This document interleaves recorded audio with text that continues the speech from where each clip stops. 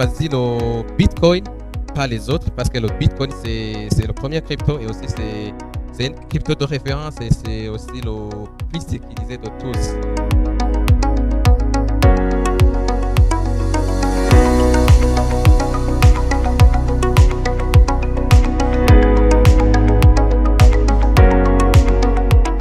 On va juste vous donner la lumière, on va vous éclairer, on va vous dire ce que c'est les cryptos et principalement le Bitcoin.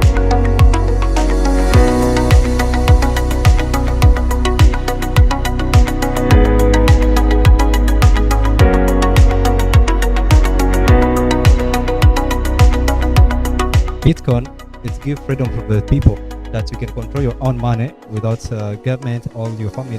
So you can pay for school fees, you can buy things in the shop easily without having any trouble.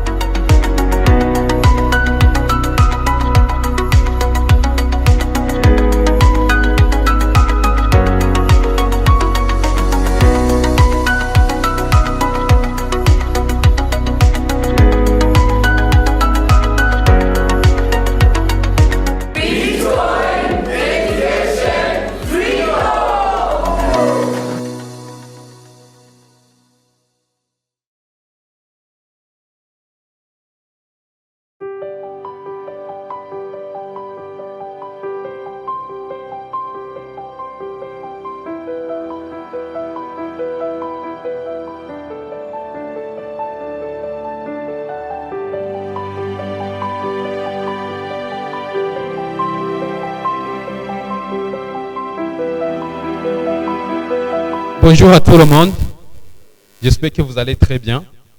Je m'appelle Beni Nobel Kougayo, je suis de Free Tech Institute. Je suis formateur dans le domaine de crypto-monnaie, très principalement dans le Bitcoin. C'est un peu ça. Sinon, on va découvrir d'autres choses après. Salut à tous. Moi, c'est Guy Edes Barakana, je suis de Free Tech Institute. Aussi, je suis formateur en crypto et je suis manager de Trésor Academy ici au Burundi. Je suis très content de vous voir, je suis très content de partager cette séance avec vous. J'ai connu certains d'entre vous et j'espère qu'au fil du temps, on va se connaître. Merci beaucoup et on va commencer. Merci beaucoup. Avant de commencer, il faut qu'on vous explique, la raison d'être de cette formation. Premièrement, je vais commencer là où je devrais commencer. C'est que Free Tech Institute est une organisation qui encadre la bonne utilisation du numérique.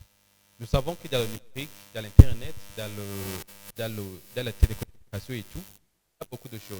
Alors, Free Tech Institute, c'est une organisation qui travaille surtout avec les jeunes pour leur montrer comment bien utiliser le numérique.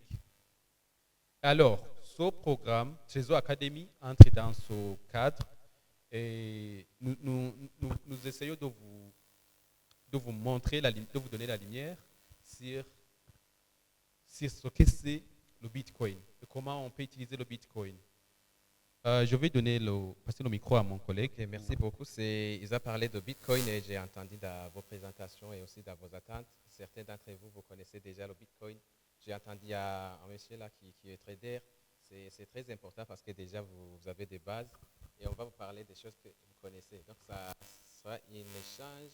Une autre chose, c'est que on a choisi. Je vais premièrement vous parler de Trésor Academy. Trésor Academy, c'est une organisation.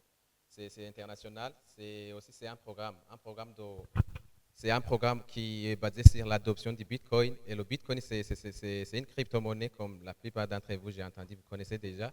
Et le Bitcoin, on a pris le Bitcoin parce que c'est la première crypto qui existait aussi. C'est la crypto-monnaie qui est plus décentralisée, qui est sûre et qui est sécurisée. Et aussi, c'est une crypto de référence. C'est comme on dit le dollar dans le système financier actuel. Donc, on a choisi le Bitcoin, pas les autres, parce que le Bitcoin, c'est le premier crypto et aussi c'est une crypto de référence et c'est aussi le plus sécurisé de tous. Alors, je vous invite à être avec nous, soyez actifs si vous avez des questions à l'aise. Et on va parler ces 3 séances autour du Bitcoin. Et je vous parle directement de comment la formation est. C'est une formation certifiante. On a 3 sessions. La première session, c'est aujourd'hui. C'est beaucoup plus théorique. On va vous parler de l'aspect économique de crypto. Et après, il y aura l'aspect technique. On va faire quoi? Des transactions sur les bitcoins, voir comment ça fonctionne. Et aussi consulter certains sites. Parce que déjà, le bitcoin, c'est que parmi vous, il y a ceux qui connaissent que c'est transparent. Donc, vous pouvez vérifier les transactions qui sont faites. La deuxième séance, c'est samedi prochain. C'est la séance de pratique. On va échanger quelques cryptos, on va faire des transactions, on va vous montrer comment sécuriser vos cryptos. Parce que l'idée même de ce programme, au sein de Free Tech Institute, c'est qu'on a remarqué que les Burundais, ils perdent des investissements. Ils placent des investissements dans des scams. Et ces scams, ils se déguisent, ils disent que ce sont des bitcoins. Alors que c'est faux. Le bitcoin, c'est le bitcoin qu'on va parler aujourd'hui et vous montrer comment vous prévenir de ces scams. Et après, une autre chose, c'est que la troisième séance, c'est le Graduation Day. Et le Graduation Day, on va faire une formation aussi et après, on va faire le Graduation Day. Merci beaucoup et je vais passer le micro à mon ami. Il va vous parler comment alors les règles d'hygiène de ce programme. Merci. Merci beaucoup. Premièrement, je vais commencer par vous décevoir. Avec cette formation, on ne va pas vous apprendre comment devenir millionnaire ou bien comment devenir riche très rapidement avec les cryptos. Non. On va juste vous donner la lumière, on va vous éclairer, on va vous dire ce que c'est les cryptos et principalement le Bitcoin. Je vous ai dit pourquoi on parle du Bitcoin et non d'autres cryptos. Sinon, il en existe plusieurs. Mais c'est juste que le Bitcoin, c'est la crypto de référence et c'est la crypto la plus décentralisée, au vrai sens du terme décentralisée. Alors, on va juste vous donner la lumière. C'est à vous de voir comment vous allez jouer avec ces histoires. Mais juste, nous allons nous assurer que vous savez à quoi consistent les cryptos, à quoi consiste le Bitcoin. C'est vraiment ça qu'on va vous donner. Alors, comme il venait de le dire, ça sera une séance, je dirais, participative. Mais bien sûr, on va vous présenter ce qu'on a à vous présenter et après, vous allez poser des questions, il y aura des séances, des échanges et tout. Donc, c'est un peu ça que ça va se passer. C'est pendant 3 jours. Aujourd'hui, samedi prochain et l'autre samedi qui va suivre. C'est juste une séance de 2 à 3 heures. Mais des heures, quelquefois, ça suffit. Ok. Ce que je vais ajouter à ça, c'est que parmi les règles DJ, c'est que la session c'est enregistrée et c'est à l'international. Donc, il va servir comme quoi, comme support. Ou bien ceux qui voudront apprendre à partir de cette session, on veut qu'ils aient l'accès. Alors, on va utiliser le français et l'anglais seulement. Il nous a parlé qu'il y a le soirée qui ont dit, mais permettez-nous de nous limiter à ces 2 langues seulement, l'anglais et le français. Merci beaucoup. On peut commencer très rapidement. Je pense, alors, on va commencer par une vidéo pour vous montrer l'impact du Bitcoin, comment ça fonctionne dans d'autres pays, pour déjà vous jeter le bain de ce que c'est, de ce qui est en train d'être fait, de comment les autres sont en train de collaborer, de travailler avec le Bitcoin. Rapidement, je vous explique la méthodologie. On a voulu commencer avec la projection d'une vidéo. C'est les vidéos qu'on vous a proposées ici. On va vous partager à la fin du programme pour que vous puissiez vous inspirer. C'est des vidéos qui sont extraites au niveau du monde et voir comment les autres communautés, comment ils travaillent avec le Bitcoin, comment... Donc, c'est différentes vidéos, mais aujourd'hui, on a voulu vous partager la vidéo qui a été enregistrée en Afrique du Sud. C'est en Afrique du Sud, il y a des communautés de Bitcoiners, il y a des personnes qui utilisent des Bitcoins dans leur vie quotidienne. C'est la vidéo de Silent Bitcoin Revolution in Africa.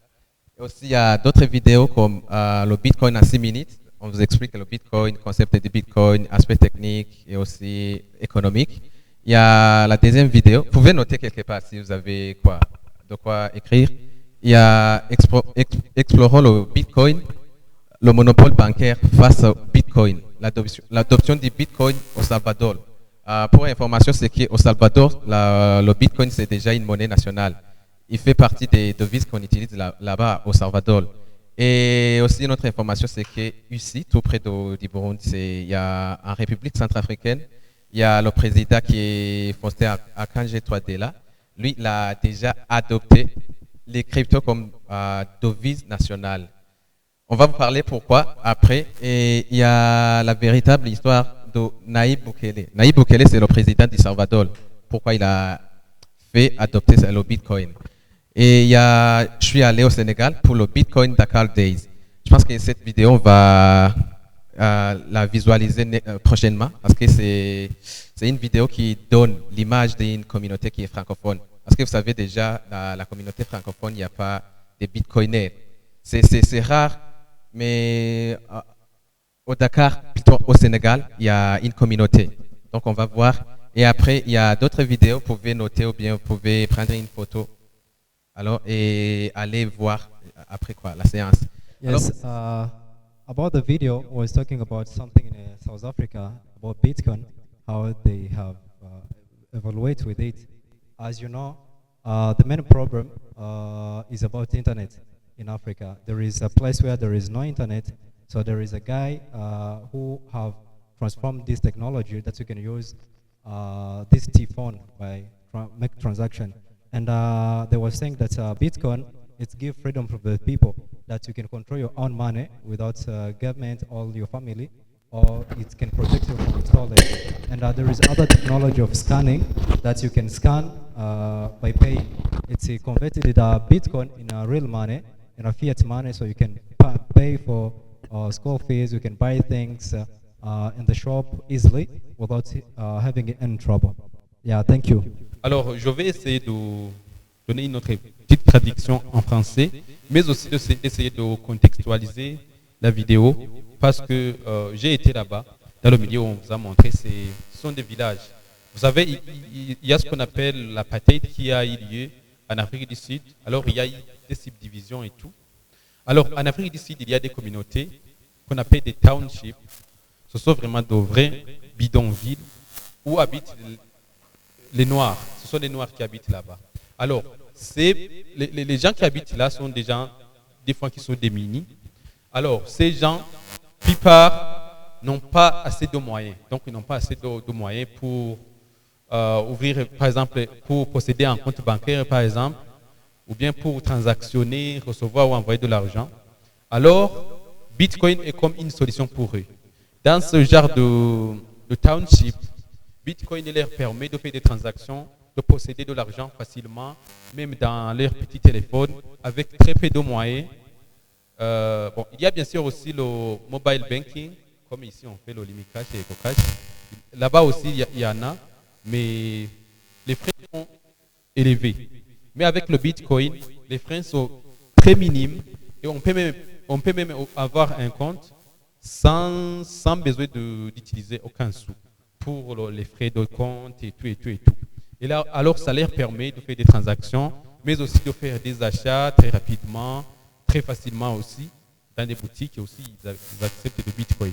Vous voyez aussi des enfants ici, là-bas, il y a des activités qu'ils font, et puis des fois, ils gagnent du Bitcoin et ça leur permet d'acheter des cahiers et tout. Je pense que vous l'avez vu dans la vidéo. Donc, c'est la façon de Bitcoin 4 de contribuer dans leur développement au niveau de l'Afrique du Sud. Alors, je pense qu'on peut continuer avec la formation, c'est ça? Ok, on peut continuer avec la formation, mais en résumé, c'est qu'on a choisi cette vidéo parce que ça donne l'image de l'Afrique. En Afrique, vous savez, c'est pas à tout le monde d'avoir...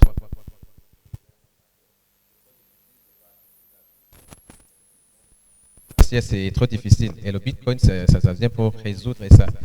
C'est ce que je dirais en avance, mais après, on va vous expliquer pourquoi on a choisi cette vidéo et aussi ça donne l'image de ce qu'on va parler ici. Merci beaucoup. Alors, on commence avec la formation proprement dite. Je vous ai dit qu'on va considérer le Bitcoin comme l'argent, comme le franc, comme le dollar, comme le shilling tanzanien. Pas comme un moyen de s'enrichir et tout. C'est comme l'argent. Le seul avantage, c'est que ça permet de faire des transactions très rapides, ça permet aussi de garder la sécurité.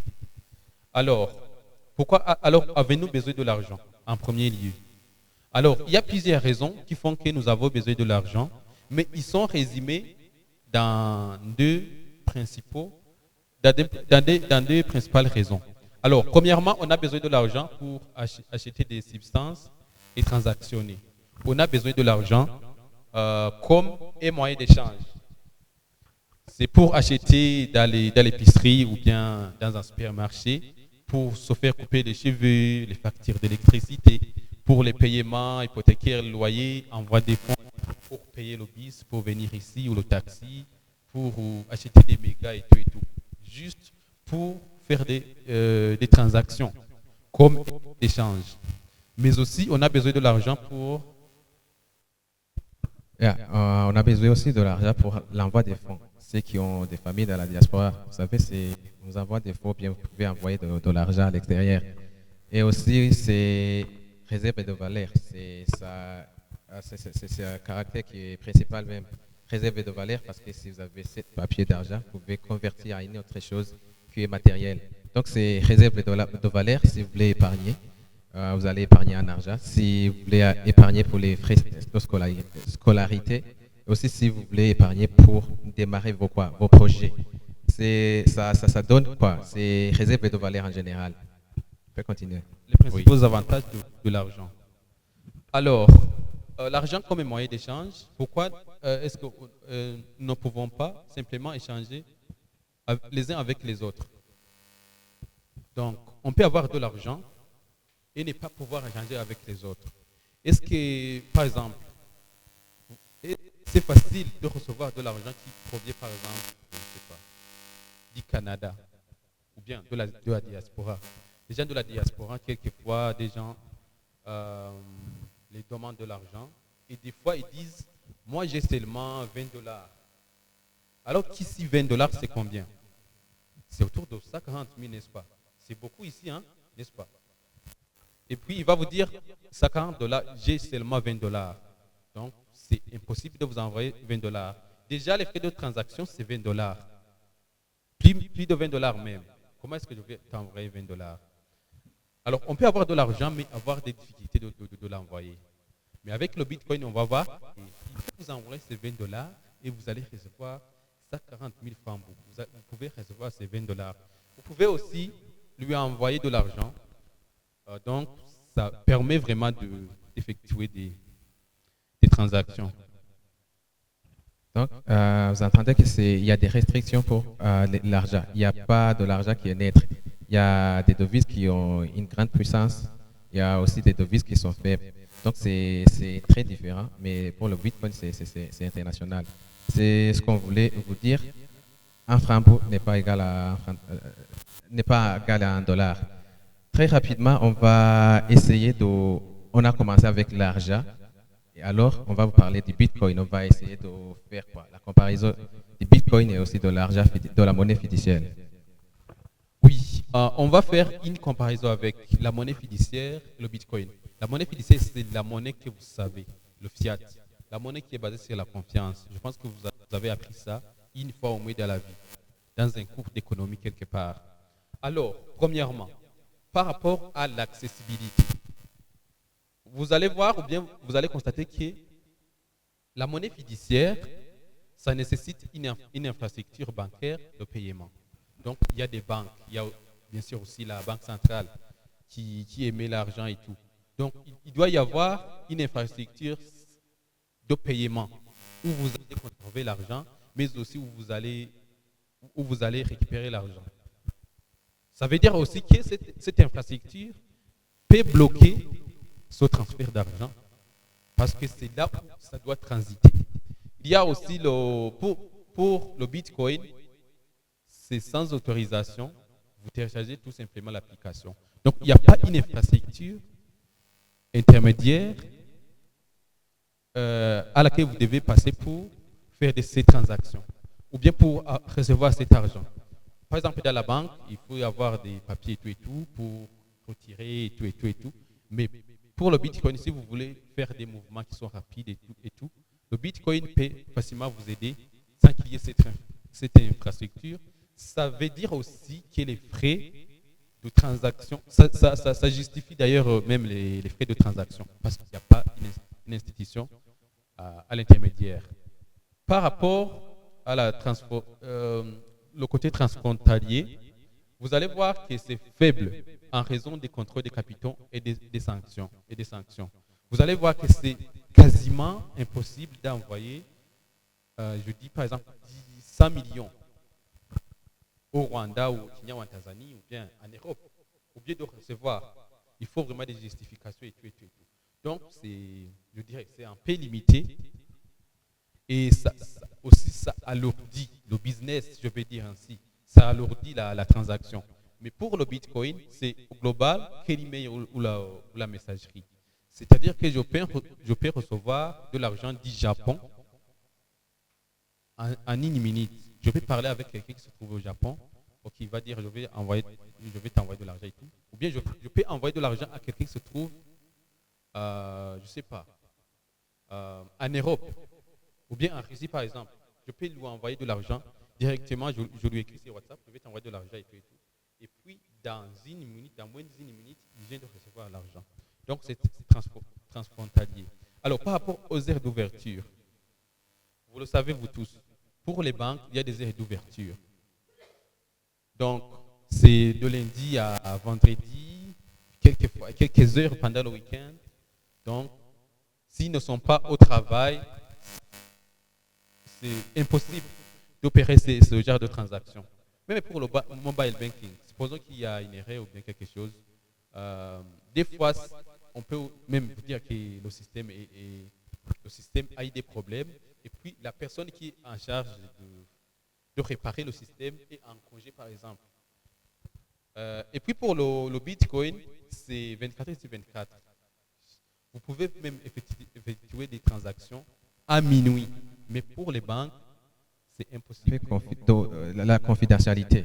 La confidentialité, c'est que pour les banques, il y a des personnes, déjà, il vous a parlé qu'il y a une institution qui contrôle ça.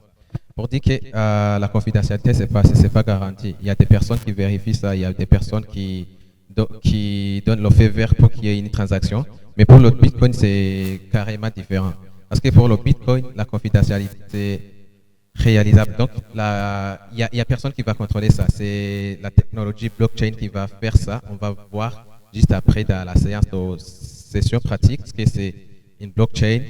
Alors, la confidentialité de l'argent et du Bitcoin, c'est très différent parce qu'il y a des personnes pour les banques qui contrôlent ça, il y a des personnes qui valident ça, mais pour le Bitcoin, il n'y a personne qui va valider ça. C'est seulement qu'ils vont vérifier, je dis du système de blockchain, ils vérifient que vous avez quoi, des requirements qui sont complets et votre transaction sera faite. Il y a les frais. Les frais, c'est trop difficile parce que s'il y a une institution qui contrôle ça, c'est que cette institution, il va servir à partir des frais qu'il va tenir. Mais pour le Bitcoin, il n'y a aucune institution qui contrôle ça. Donc, pour le Bitcoin, des frais sont peu minimes. Il y a des sortes de transactions. Vous pouvez faire par la voie du Lightning et par la voie du Lightning, c'est trop minime. Et vous pouvez aussi faire une transaction en utilisant la voie de on-chain blockchain. Donc, on va vous expliquer aussi ça juste après. C'était seulement pour vous montrer quoi. La comparaison de ces systèmes financiers qui existent actuellement. Je vais continuer.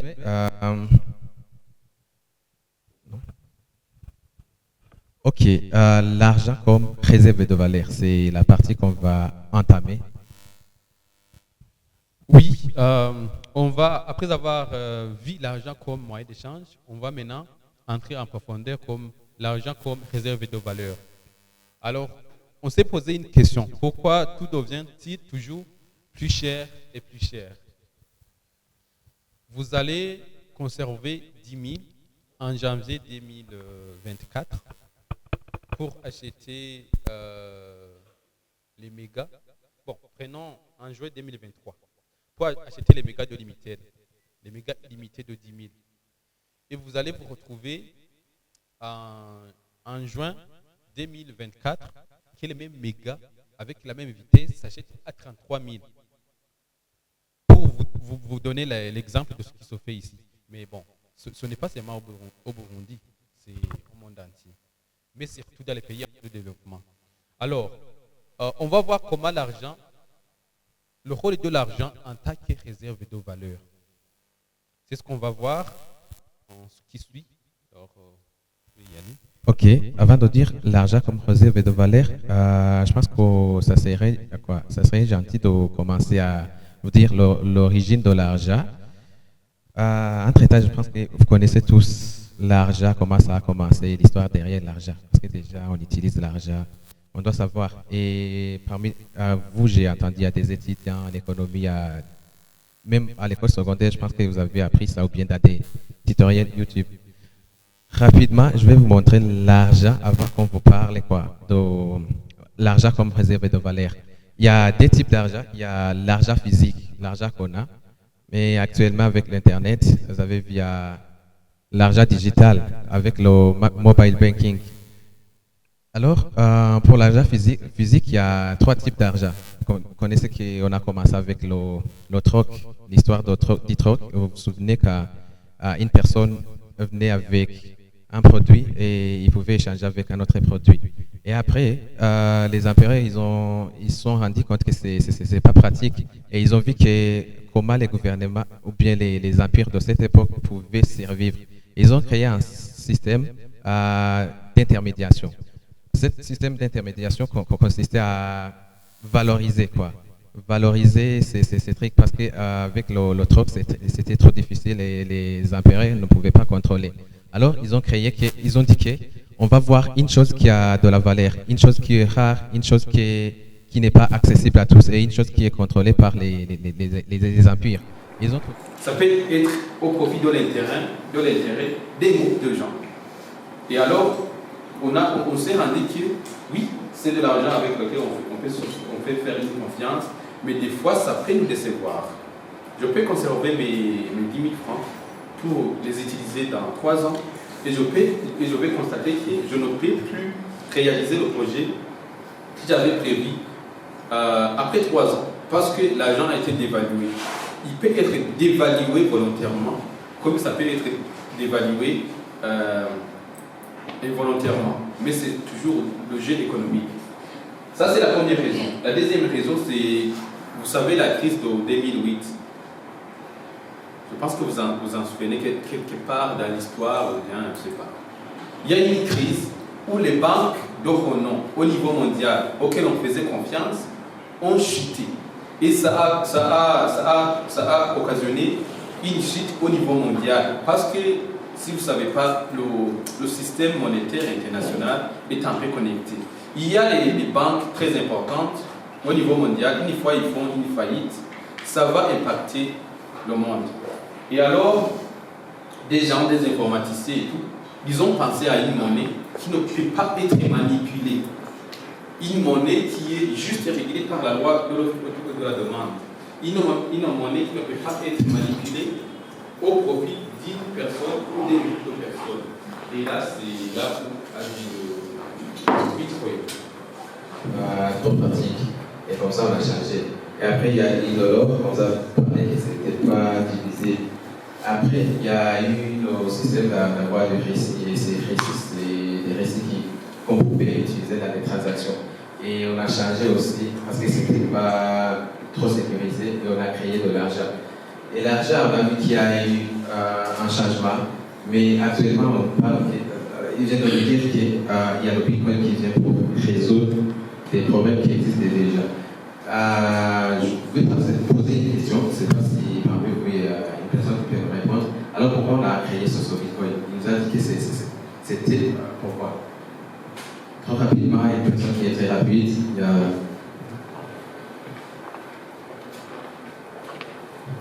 Ok, merci beaucoup.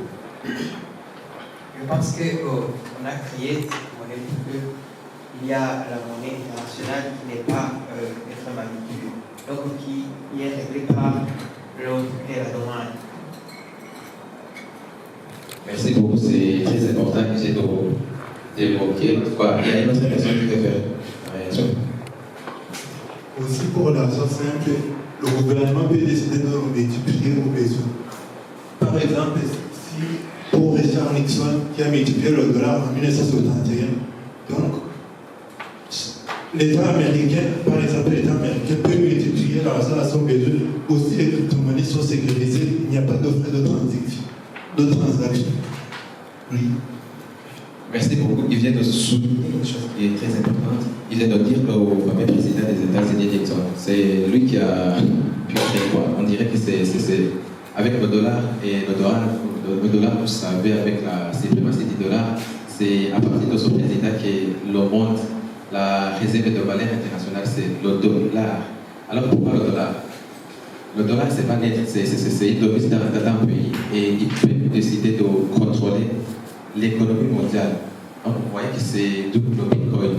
Il y a une grande tendance actuelle, il y a des personnes qui veulent dédollariser le monde. Et c'est dans cette logique qu'ils ont créé le Bitcoin. Merci beaucoup à ceux qui ont fait la réaction. Et aussi, c'était très important d'avoir cette contribution. On va aussi revenir sur tous ces concepts. Oui, c'est ça. Merci. Alors, on va continuer avec l'autre concept très important. C'est comme une synthèse de ce qu'on venait de vous dire. Il y a ce qu'on appelle le hard money, ou bien l'argent solide, et le easy money, l'argent facile. Donc, pour vous parler de ces concepts, il faut comprendre tout simplement que ce qu'on appelle l'argent solide, c'est l'argent que pour l'avoir, il faut une certaine énergie. On vous a parlé de l'or. L'or, on en a, pour recevoir l'or, vous savez que l'or est dans le sol. Il est dans le sol. Et pour avoir de l'or, il faut creuser le sol pour avoir l'or. Oui, on va creuser, on va avoir de la boue et tout. Mais pour chercher de l'or, donc il faut miner, il faut scier pour chercher l'or. Alors, le Bitcoin est aussi dans la catégorie de hard money. Parce qu'il y a ce qu'on appelle le minage, le mining.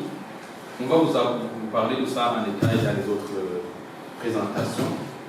Bon, pour le Bitcoin, il n'y a que 21 millions de Bitcoin au niveau du monde. Non, c'est cela qui a été, c'est comme ça que le système a été créé. C'est 21 millions de Bitcoin qui ont été créés et qui vont être émis sur le marché jusqu'en 2140. Donc c'est 21 millions de Bitcoin. Et ça, c'est miné périodiquement. On va vous parler comment ça s'est fait. Alors, c'est pourquoi c'est le hard money. Il est aussi rare. Ça aussi, c'est une caractéristique de ce qu'on appelle le hard money. Il est rare. Est-ce qu'on peut produire de l'or à partir, je ne sais pas, de rien? Non. C'est quasiment impossible. C'est impossible d'ailleurs de produire de l'or si ça n'existait pas. C'est-à-dire que pour avoir de l'or, il faut aller miner dans le sous-sol. C'est la même chose. On ne peut pas produire des bitcoins. Impossible. Tout ce qu'on appelle bitcoin, c'est juste ces 21 millions de bitcoins. Et ce n'est pas encore émis à 100%. Donc on ne peut pas produire de l'or des bitcoins comme aussi de l'or, comme on veut. Il y a aussi le easy money de l'argent facile. Ça c'est le fiat qu'on vous a parlé. Ce sont les outils là-bas qu'on vous a parlé. Et tout est facile. On peut le multiplier ou bien le produire à l'infini. Donc ça dépend des besoins des gens qui sont en charge de le produire, de les mettre. Donc c'est un peu la synthèse de ce que nous voulons dire. Les événements de Nixon, on va essayer de vous montrer la différence du Bitcoin et du dollar. Le dollar, c'est réserve de valeur mondiale et le Bitcoin, c'est un crypto de référence, c'est aussi une crypto qui a commencé parmi tant d'autres cryptos. Mais aujourd'hui, on va parler du Bitcoin qui est plus décentralisé et aussi qui est pris facile. Ces graphiques, vous voyez, il y a l'offre monétaire, ceux qui font l'économie et ils comprennent ça. Et sur le Bitcoin, l'offre monétaire, il vous a parlé que c'est seulement 21 millions de Bitcoin qui existent au monde. Donc c'est limité et aussi ça évoque la loi de scalability. Donc, plus une chose est rare, plus il a de la valeur. Et pour le dollar, on imprime selon les besoins du monde. On imprime selon les besoins du pays qui émet l'argent. D'où, vous voyez, le Bitcoin, ça va être ému jusqu'à 2140. Mais pour le dollar, c'est progressivement, c'est selon les besoins. C'est une graphique, c'est aussi, ça montre quoi? C'est en hausse. On a toujours tendance à imprimer parce qu'il y a de l'inflation, il y a quoi? Il y a des besoins qui sont multipliés du jour au lendemain. C'est comme ça, seulement on voulait vous montrer si les graphiques, comment c'est représenté. C'est trop différent. Le Bitcoin, c'est limité et l'argent, c'est imprimé à partir des besoins.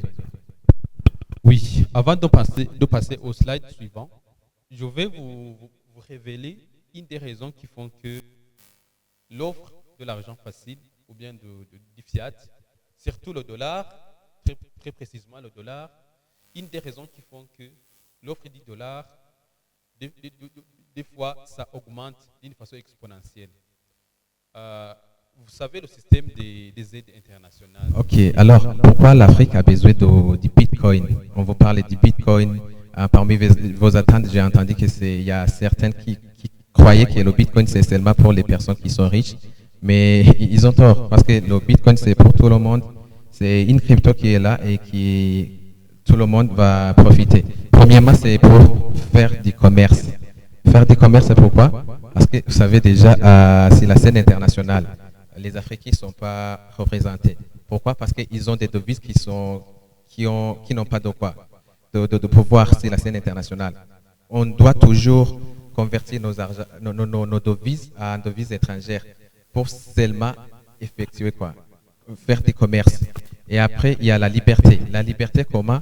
Je viens de vous dire qu'il y a des aides qui sont données et vous allez les payer cher, vous allez les payer plus tard avec quoi? L'inflation qui frappe. Donc, il y a aussi le monde qui est contrôlé par les puissances mondiales, avec les institutions comme la FMI, la Banque mondiale, d'où vous entendez la plupart des fois qu'il y a des sanctions économiques qu'on a prises pour le pays comme l'Iran, ou bien pour le pays comme le Burundi. En 2015, je pense qu'on a fait ça. S'il y avait du Bitcoin, ces sanctions-là, on ne pouvait pas subir les conséquences. Après, il y a l'inclusion. L'inclusion, je reviens à la vidéo qu'on a vue. Il y a la plupart, plus de la moitié des Africains, ils n'ont pas de compte bancaire. Pourquoi? C'est rare. Pourquoi ils ne sont pas à mesure de faire ça? Et ils ne sont pas proches des institutions financières pour placer leur argent.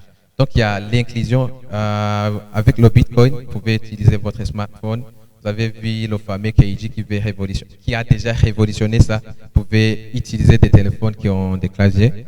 Et après, il y a l'envoi des fonds. L'envoi des fonds parce que c'est moins cher pour tous. C'est moins cher comment? Parce que si vous voulez envoyer de l'argent à l'étranger, vous allez premièrement convertir en devises étrangères et après, vous allez subir les frais de transaction qui ont été mises par les institutions aussi étrangères. Donc, ce n'est pas un Africain qui profite de ça, c'est plutôt ces institutions. Merci, c'était ça. Oui, alors on va expliquer ce que je viens de dire en détail. Donc, premièrement, c'est qu'il y a des étudiants africains qui étudient à l'étranger qui trouvent souvent impossible de transférer de l'argent à l'étranger pour pouvoir payer leurs frais de scolarité. Étant donné que le Bitcoin n'a pas de restriction d'envoi international, cela permet à ces étudiants d'obtenir une éducation. Donc, des fois, on vous demande d'envoyer de l'argent pour vos frais de scolarité et des fois, c'est difficile d'envoyer cet argent. Mais il y a déjà des entreprises, il y a des universités, il y a des institutions qui acceptent des paiements en Bitcoin au niveau international.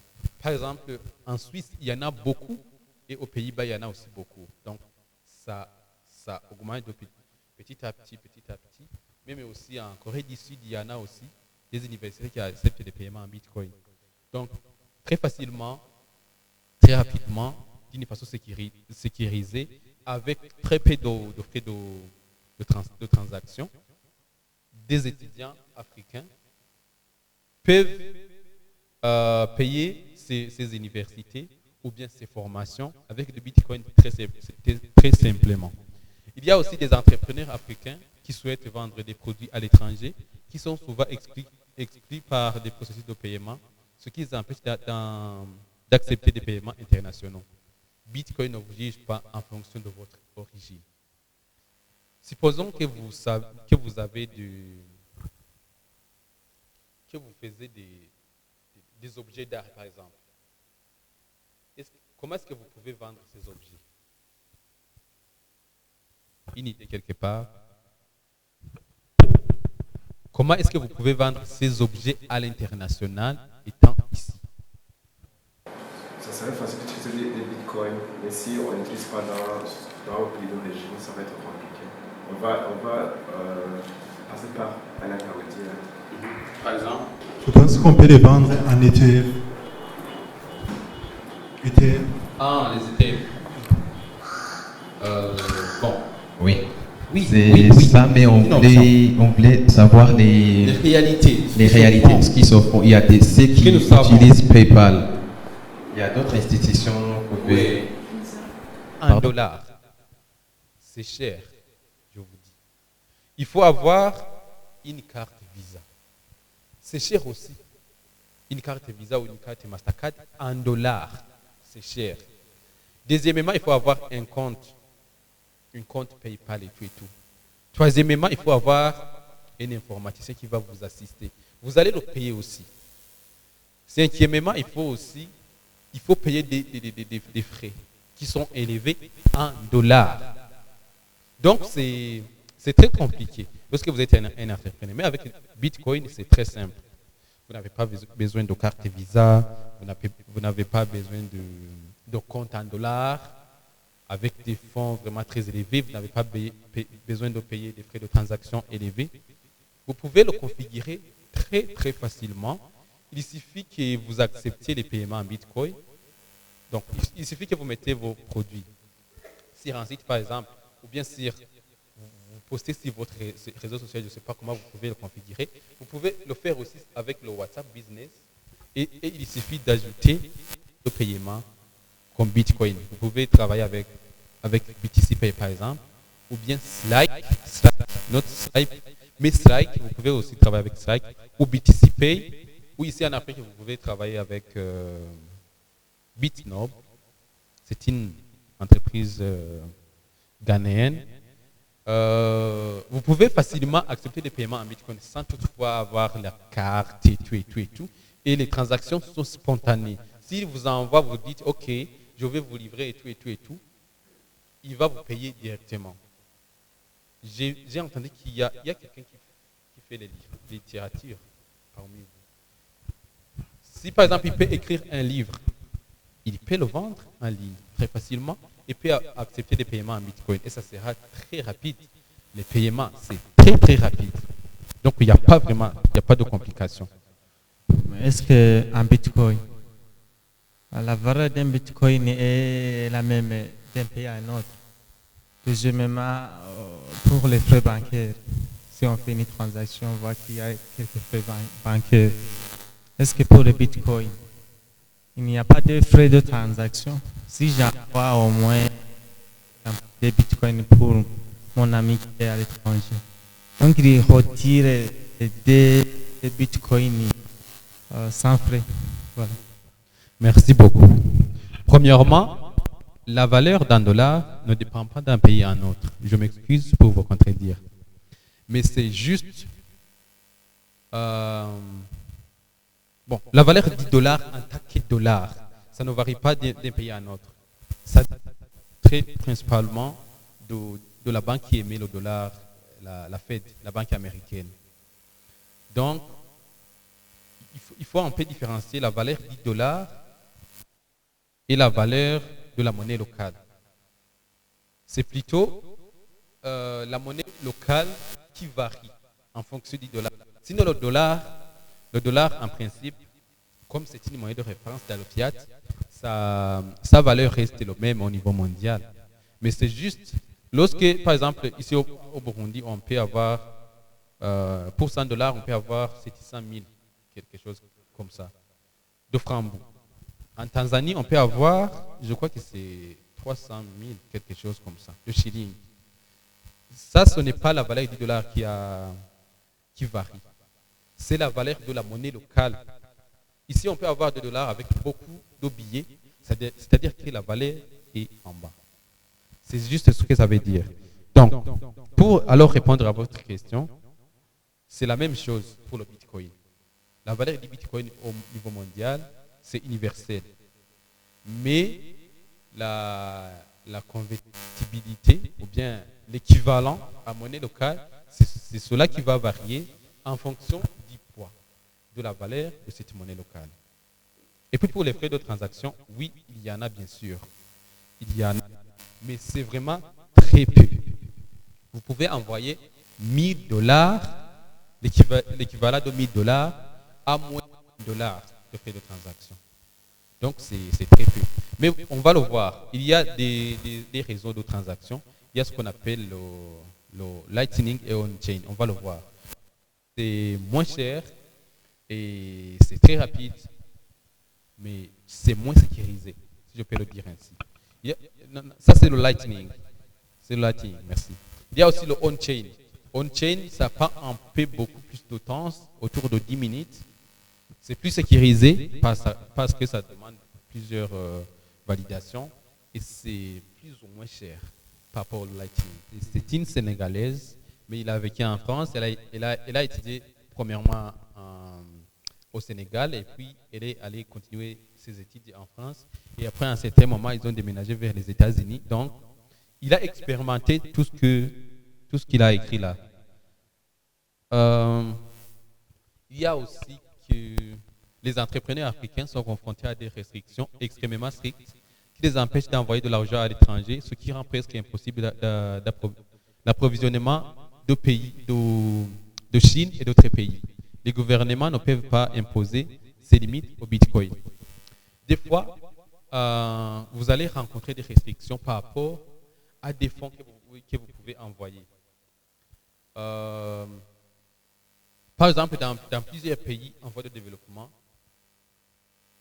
lorsque vous faites une transaction de plus de $10 000, vous devrez écrire en large avec possibilité d'être interdit d'opérer cette transaction. Pourquoi vous faites cette transaction?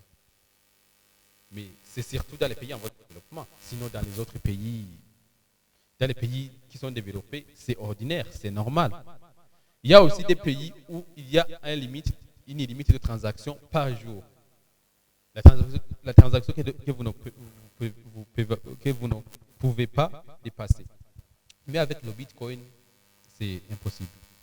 Il y a aussi des immigrants africains à l'étranger qui doivent être élevés pour envoyer de l'argent à leur famille, ce qui peut représenter jusqu'à 27% du montant envoyé.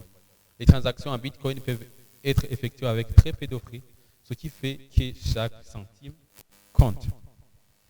Ça aussi, c'est ce que je vous avais dit avec les gens de la diaspora. C'est vraiment, des fois c'est facile, c'est difficile d'envoyer de l'argent.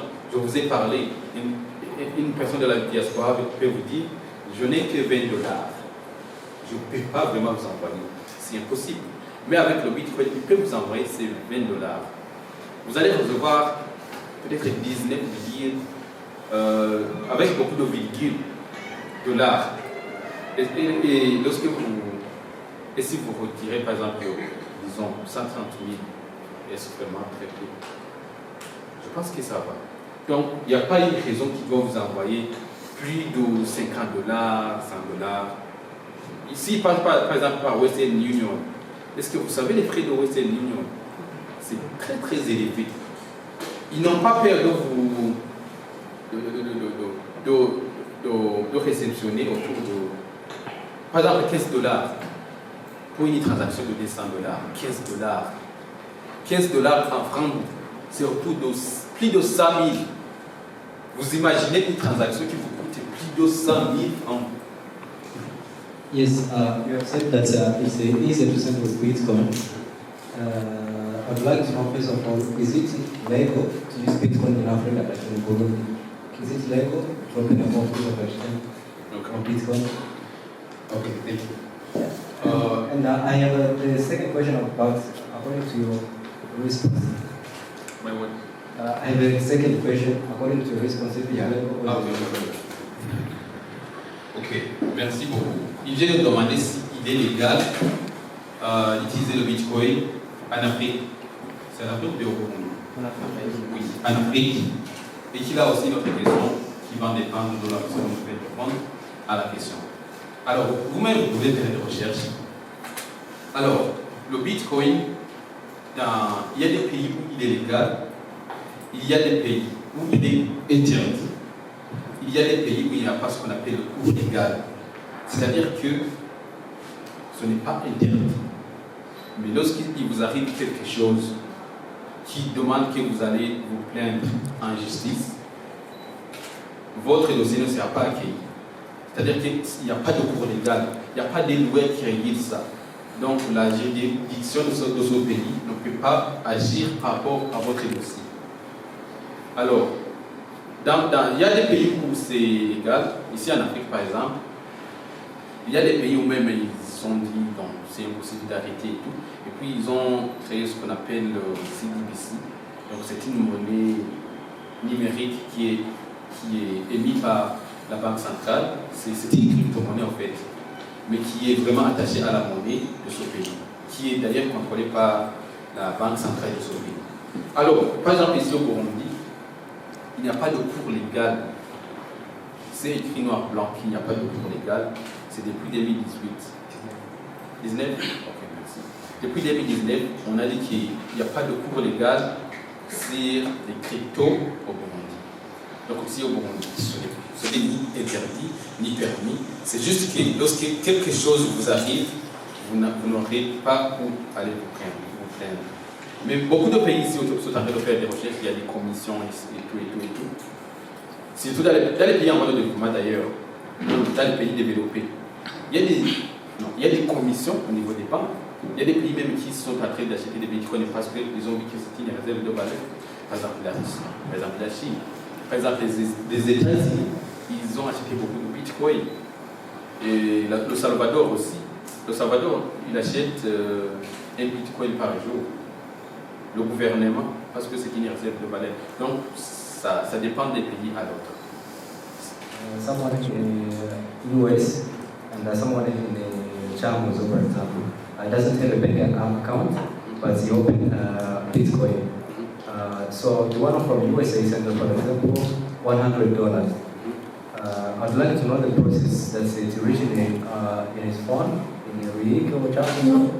So how is the exchange rate, the government exchange rate or the black market exchange rate? And how he will receive the cash from? Ok, merci. Oui, c'est le marché noir qui va faire ça. Donc, l'auto, c'est, vous savez déjà, il y a des cryptos, il y a des stablecoins, il y a aussi le Bitcoin, il y a aussi des altcoins. Quand je dis le Bitcoin, c'est que l'auto qui est officielle, l'auto par rapport au dollar, l'auto par rapport au franc. Donc c'est surtout qu'on va utiliser pour échanger l'argent en Bitcoin. Et pour dire qu'ici au Burundi actuellement, il n'y a pas des maisons qui font ça, mais il y a des agents de Binance. Si vous avez cet argent, vous pouvez chercher une personne qui utilise leur Binance et lui envoyer vos Bitcoins et il peut vous envoyer ça, ou bien vous pouvez retirer ça en franc burundais. Je ne sais pas si j'ai bien répondu à la question, mais c'est dans cette logique. Oui, la plupart des super agents à Bujumbura, évidemment, dans la ville, dans le centre-ville, ils font aussi des transferts en crypto. Donc, vous pouvez le contacter, bien aller là-bas, là où il travaille, et puis vous pouvez lui donner vos bitcoins ou bien vos cryptos, et il peut vous payer en cash, vous laisser en cash si vous êtes présent. Merci pour le temps. Moi, je voudrais savoir quelque chose sur les transactions de Bitcoin. Sur le site de voir comment est-ce que vous transférez maintenant peut-être d'un pays dans l'autre en utilisant cette transaction bancaire. On voit que notre transaction est vérifiée et après elle est validée. Je pense aussi que c'est le même cas pour le Bitcoin. Là aussi, les cryptos sont validés et vérifiés. j'aimerais savoir, est-ce que ces derniers, premièrement, sont vérifiés et validés lors de notre transaction, et quelle institution, bien qui les vérifie ou bien qui les valide. Donc, c'est ça la question que j'ai. Ok, merci beaucoup pour votre question. Oui, il y a des vérifications qui se font pour des transactions en Bitcoin. Il y a ce qu'on appelle le minage, peut-être on va le voir à la fois prochaine. Donc, il y a, avant lorsqu'on a commencé avec le Bitcoin au début, on faisait des vérifications. Donc, bon, je vais commencer par expliquer le minage. Le minage, c'est une activité qui est composée par des aspects. Le minage du Bitcoin, je vais dire. Premièrement, c'est pour vérifier les transactions. Pour vérifier les transactions, s'ils répondent aux normes de Bitcoin, si c'est du Bitcoin, s'il n'y a pas des... Comment dire? S'il n'y a pas de fraude par rapport au Bitcoin. Pour vérifier si l'adresse à laquelle on envoie le Bitcoin est vraiment la vraie adresse. S'il n'y a pas d'erreur à l'intérieur. Et puis après, il y a une validation. Deuxièmement, c'est pour participer dans l'émission du Bitcoin.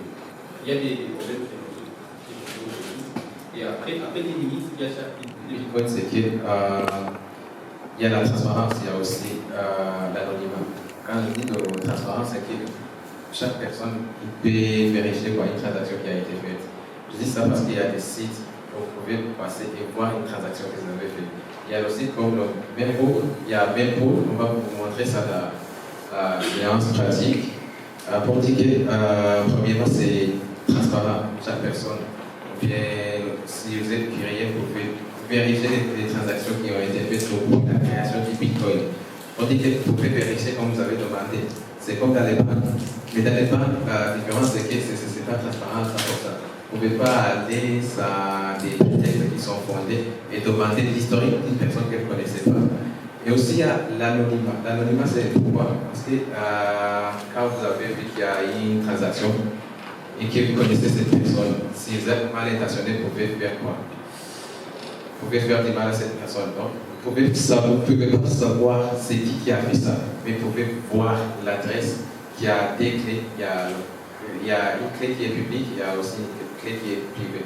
Donc, il y a la transparence, il y a aussi l'anonymat. On va continuer avec tout ça et les rendre plus clairs. Un autre aspect général qui est très important, c'est que c'est décentralisé. Décentralisé, ça veut dire que ce n'est contrôlé par aucune instance. Par exemple, vous voulez créer des centres de minage. Bon, ça demande un peu d'argent.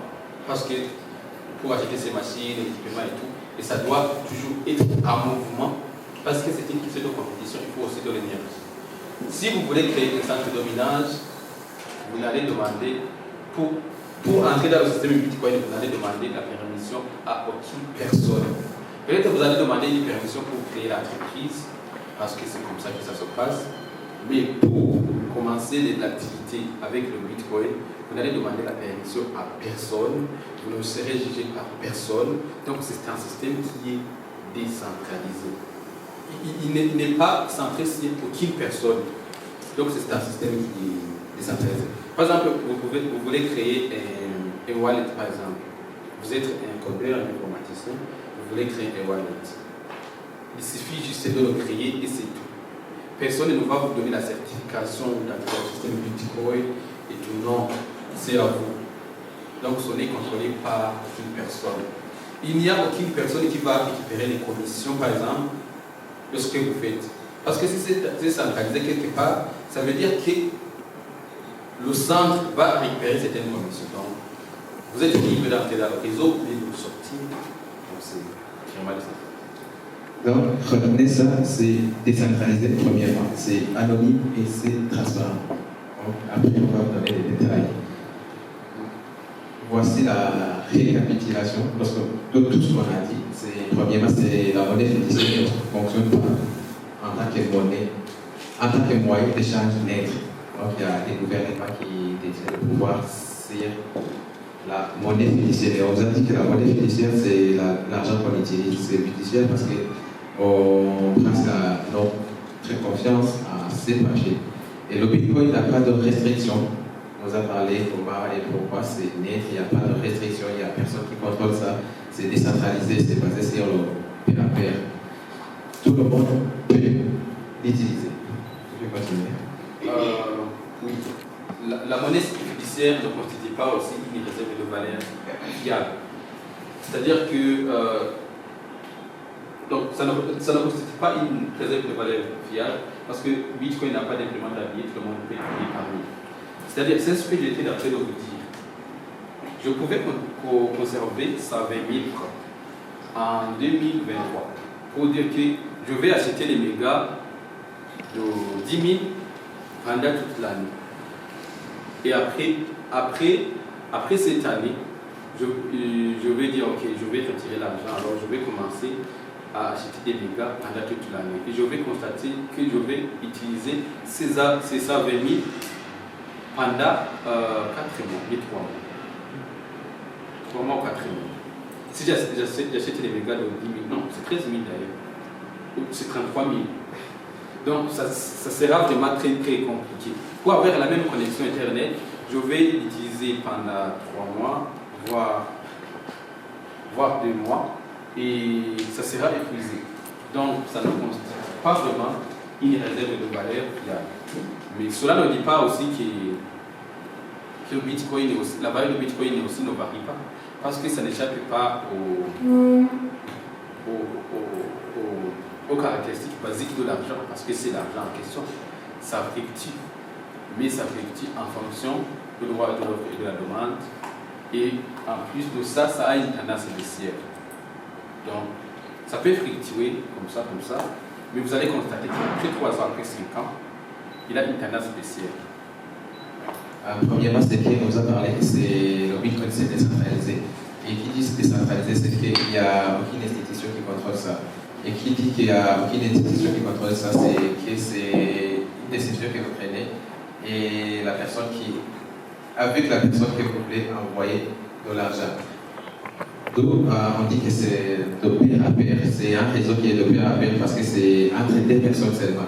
Il n'y a aucune interférence entre vous quand vous décidez de faire une transaction. Et après, c'est que c'est un réseau. Un réseau comment? C'est un réseau parce que c'est basé sur la technologie blockchain. La technologie blockchain, ce sont des blocs qui sont interconnectés. Quand vous effectuez une transaction, il y a, mon ami vient de vous dire qu'il y a des machines qui sont là pour valider ces transactions. Quand une transaction se fait, il y a des machines qui sont en train de fonctionner. Et pour qu'il y ait la validation, c'est que votre transaction, il a tout le nécessaire pour être faite. Donc c'est ce réseau qui va vérifier ça et valider ça pour qu'il y ait la transaction. Et après, c'est que je vous ai dit qu'il y a l'anonymat. Quand on dit qu'il y a la transparence, quand on dit qu'il y a la transparence, c'est que chaque personne peut voir que vous avez effectué une transaction. Mais cette transparence a 2 clés. Il y a une clé qui est publique et une clé qui est privée. Quand on dit qu'il y a une clé qui est publique, c'est que des personnes peuvent avoir accès à ça. Quand on dit qu'il y a une clé qui est privée, c'est vous seulement qui avez accès à cette clé. Alors, la clé publique, c'est que des personnes qui voient qu'il y a une transaction, mais ils ne peuvent pas lire le contenu de la transaction. Mais pour la clé privée, c'est que vous pouvez voir l'historique, comment ça a fonctionné et comment votre transaction a été faite. Et après, c'est que des personnes qui font ça, donc ces machines, parce que ces machines, c'est des personnes qui détiennent ça. Ils sont payés. Ils sont payés comment? Il y a ce qu'on appelle le halving day. Donc le halving day, c'est divisé. Avec les 21 millions de bitcoins comme vous en parlez, c'est qu'il y aura des périodes. Et ces périodes, les personnes qui valident ça, c'est qu'ils sont payés. Ils sont payés en catégorie avec les halving day. On va vous expliquer ça. C'est un peu compliqué. Alors, on vous a dit qu'il y a une transaction qui se font. C'est à partir des ajustements de la difficulté. Donc, c'est des machines qui tournent et qui règlent quoi? Les énigmes qui se font pour qu'il y ait une transaction. Et après, pour qu'il y ait une transaction puisse être faite, c'est qu'il doit y avoir un saut, donc timestamp. C'est cryptographique, c'est la validation dans le langage qui est un peu clair. Et après, on vous a dit que ces personnes sont payées, ils sont payés par ce qu'on appelle, plutôt ils sont payés par le proof of work. Le proof of work, c'est le preuve de travail, ce qu'on vient de vous dire, que c'est subdivisé et qu'ils gagnent selon les années. D'une façon très simple et compréhensible, pour résumer, c'est que le système Bitcoin, c'est un système qui peut se faire, bien qui est conçu pour se faire de pair à pair. Donc, je peux vous envoyer, on peut se dire que je vais t'envoyer de l'argent et on s'envoie cet argent directement. Donc, c'est vraiment une affaire entre nous. Et c'est aussi que c'est sécurisé. C'est sécurisé parce que il y a des clés. Lorsque vous allez créer lorsque vous voulez créer des wallets, ou bien si vous avez utilisé Belly par exemple, vous savez que le wallet, pour configurer le wallet, en fait c'est la même chose. Pour configurer le wallet, il y a la clé publique et la clé privée. Donc ça c'est pour la sécurité de vos wallets. Mais si vous mettez l'argent d'Abedi, vous confiez cet argent à Abedi. Il peut en faire ce qu'il veut. Donc, on va vous expliquer cela après, parce que c'est une formation pour vous donner des orientations. Donc, vous pouvez poser toutes les questions que vous avez. Il y a aussi les mineurs. Les mineurs aussi, il y a des encouragements qu'ils reçoivent, des frais qu'ils reçoivent pour les travail. On vous en a parlé. Il y a des frais qu'ils reçoivent pour l'émission, lors de l'émission. Il y a aussi des frais qu'ils reçoivent pour la vérification des transactions. En fait, le système de Bitcoin est construit bâti sur ce qu'on appelle le proof of work, la preuve du travail. Donc, vous avez travaillé, vous êtes rémunéré d'une manière ou d'une autre. C'est comme ça. Alors, on va avancer pour vous montrer les nœuds. Ce qu'on appelle les nœuds. Les nœuds, c'est comme des sous-minages. Mais lorsque l'argent se trouve dans un nœud quelconque, c'est que l'argent est purement sécurisé. Donc, c'est contrôlé, c'est géré juste au niveau du nœud. Mais vous allez voir que les nœuds de Bitcoin, ils sont principalement basés dans les pays en voie de développement. Vous pouvez le voir même ici au niveau du graphique. Les États-Unis ici, un peu au Canada, au Brésil, Argentine, c'est toujours les pays en voie de développement, les pays développés. En Afrique, on a l'Afrique du Sud, beaucoup. Il y en a aussi un peu au Kenya, toujours les pays développés. Au Nigeria même, il y en a, même si ce n'est pas mentionné. L'Europe, vous voyez. En Asie, on va en Inde, en Chine ici, au Japon, en Australie. C'est toujours les pays développés. Ce sont les pays qui avancent à une très grande vitesse. Mais vous allez voir que dans les pays en voie de développement, comme en Afrique, ou bien comme en Asie du Sud, ou bien comme en Amérique latine ou dans les Caraïbes, ce n'est pas développé. Ce n'est pas développé pour plusieurs raisons. Premièrement, c'est parce que ils n'avancent pas à une même vitesse que les autres pays dans le domaine des technologies ou bien dans le domaine des innovations d'une façon générale. C'est comme si on est bandé ici. On ne voit pas le monde de la même manière que les gens qui sont très très développés. Il y a même des technologies qui nous dépassent. C'est-à-dire qu'ils viennent, ils sont utilisés, ils sont obsolètes sans qu'on s'en rende compte. Actuellement, il y a par exemple l'intelligence artificielle. Est-ce qu'il y a des gens qui utilisent l'intelligence artificielle parmi vous? ChatGPT, Power, Gemini AI. Non, il faut l'utiliser parce que ça augmente la productivité. C'est de l'innovation. Peut-être que ça sera obsolète dans 5 ans, dans 10 ans. Mais il faut le profiter pour le moment. Ça augmente la productivité. C'est une assistance pour vos activités. Mais il ne faut pas quand même que ça diminue votre productivité. Mais il y a aussi une autre raison qui fait que ce n'est pas encore trop adopté dans les pays en voie de développement. Il vous a parlé du système monétaire mondial, la Banque mondiale et le Fonds monétaire international, c'est-à-dire la FMI. Il contrôle la finance au niveau mondial. C'est-à-dire qu'ils peuvent mettre une pression sur une banque d'un pays pauvre de ne pas adopter, par exemple, le minage dans le pays, d'interdire le bitcoin, par exemple, et tout et tout. Il y a aussi le fait que dans les pays, surtout en voie de développement, des fois, c'est une triste réalité, des fois ils sont corrompus. C'est-à-dire qu'il y a des gens qui veulent avoir le contrôle total sur l'économie du pays, parce que ça entre dans l'air des intérêts, le contrôle total sur l'économie d'un pays. Alors, quelquefois aussi, ça peut freiner, sauf fait que des gens peuvent entrer dans l'économie qui est épanouie, qui est ouverte et qui le connecte à plusieurs opportunités. Ce que moi je comprends, je dirais que la crypto-monnaie, c'est en général, englobe, le BTC fait partie de la crypto-monnaie. Et une autre question, j'ai observé ces derniers jours une baisse de la BTC. J'aimerais savoir les réseaux qui ont poussé cette chute. Merci. C'est Sibella. Je voulais dire que la crypto-monnaie, c'est une monnaie décentralisée. C'est-à-dire que c'est différent avec d'autres monnaies comme le dollar, où il y a les banques, on peut trouver des francs. Donc des papiers, monnaie avec les papiers. Donc c'est une monnaie décentralisée. Donc comme il vient de dire, les crypto-monnaies, ça englobe toutes donc les Binance, les Bitcoin. Donc Bitcoin fait partie des crypto-monnaies.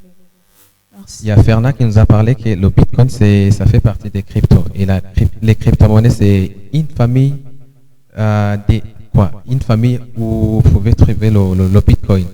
Donc le Bitcoin, c'est un crypto. Oui, c'est une famille de monnaies chiffrées, des monnaies numériques chiffrées. Ouais. Oui. Et Fernand, il a posé une question, pourquoi le Bitcoin a une tendance qui est baissière, non? Oui. C'est une question qui est très importante, mais je ne dirais pas ainsi. Parce que dernièrement, on est à 60D. Aujourd'hui, je pense qu'on est autour de 60D. Oui. Je pense qu'il fait allusion à la montée qui a été faite après en avril, parce que c'était censé qu'il y ait le halving day. Et le halving day, c'est un événement qui fait que les cryptos, principalement le Bitcoin, que sa valeur monte sur le marché. Parce qu'il y a plusieurs personnes qui cherchent le Bitcoin, et plus les personnes cherchent le Bitcoin, plus il a de la valeur. Après tout, on nous a parlé que c'est basé sur la loi de l'offre et de la demande. Plus il y a des personnes qui veulent ça, plus de la valeur. Et le halving day, il faut bien expliquer ce que c'est le halving day, et comme ça, ils pourront savoir ce que c'est et à quoi consiste cet événement. Ok, merci beaucoup. Avant d'expliquer le halving day, j'aimerais dire certains des éléments qui font qu'il y ait une montée ou bien il y ait une variation de la valeur du Bitcoin. Bon, j'aurais voulu aussi parler des autres crypto-monnaies, mais pour les autres crypto-monnaies, bon, au fait, sauf le Bitcoin, toutes les autres crypto-monnaies, ils sont centralisés. Ils sont bâtis sur une entreprise, une société ou bien une personne. Alors, dans son cas, il y a des règles ou bien des normes qui ne fonctionnent pas pour ces crypto-monnaies. Parce que cette personne peut décider de détruire cette entreprise. Et ça va ruiner cette entreprise. Alors, je vais me focaliser beaucoup plus sur le Bitcoin. On vous a parlé que c'est régulé par la loi de l'offre et de la demande. Mais dans cette loi de l'offre et de la demande, il y a plusieurs facteurs. Premièrement, il y a des facteurs qui sont liés directement au Bitcoin. Il va vous parler du halving day. Je vais en revenir un tout petit peu après. Il y a des événements qui sont liés au Bitcoin. Deuxièmement, il y a l'actualité, les informations. Si par exemple, Trump, vous savez, Trump, il est dans les propagandes pour les présidentielles aux États-Unis d'Amérique. S'il participe dans une conférence Bitcoin, et qu'il prend la parole devant le public et qu'il parle du Bitcoin, c'est normal que la valeur augmente. Parce que les gens vont dire, ah, finalement c'est intéressant, quelque chose comme ça. Et puis, ce genre d'information peut faire une petite augmentation de la valeur du Bitcoin. Aussi, il peut arriver aussi que le gouvernement déclare, un gouvernement qui déclare qu'il va commencer à investir dans le Bitcoin. Un gouvernement quelconque. Par exemple, au Salvador. Ça aussi, c'est normal que la valeur augmente. Et puis, il suffit qu'il y ait un scandale. Par exemple, le FTX. Le FTX, c'était en 2000. C'est vers 2021 comme ça. 2021. Il y a eu un échangeur comme Binance.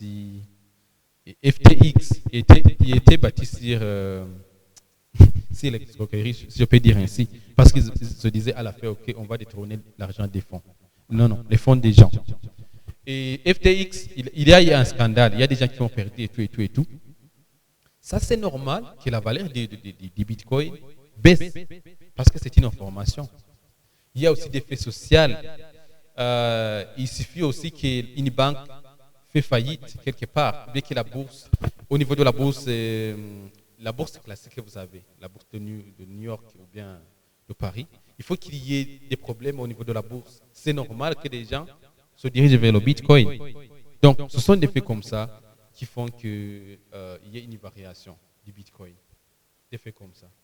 Alors, le Halving Day, c'est un événement qui vient une fois dans 4 ans.